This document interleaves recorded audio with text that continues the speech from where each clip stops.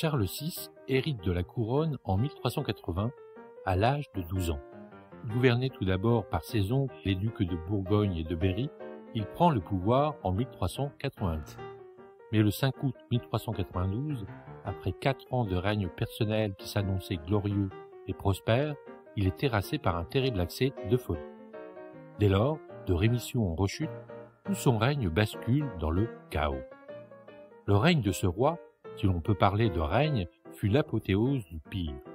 Jamais, dans l'histoire de notre beau pays, une telle absence ne se fit sentir à sa tête. Néanmoins, et malgré ses accès de folie, Charles VI régna près de 43 ans en vivant un véritable enfer, allant même jusqu'à perdre totalement la raison les 15 dernières années de son règne.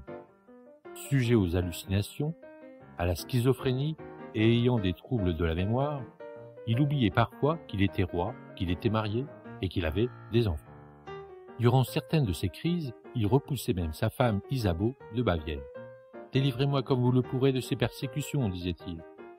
Du reste, cette dernière ne devait pas être mécontente, car ce monsieur avait une hygiène déplorable, à tel point qu'on était obligé de recourir à la force pour le nettoyer. Mais ce n'est pas tout. Ce roi bien-aimé, comme on l'appelait naguère, était également atteint du trouble de l'illusion de verre, un trouble psychiatrique mystérieux apparu en Europe à la fin du Moyen Âge. Les personnes touchées par ce trouble pensaient qu'elles étaient faites de verre et craignaient de se briser en 1000 morceaux. Atteint de ce trouble, notre bon roi portait autour du torse des cerceaux en acier qui étaient censés le protéger en cas de mauvaise chute, et il interdisait à quiconque de le toucher de peur de se briser. Durant les 15 dernières années de son règne, il perdit totalement la raison. Il se cachait pendant des heures, oubliait qui il était, et errait dans les couloirs de son château en hurlant comme un loup. Étonnant, non? Revenez rapidement nous voir. À bientôt!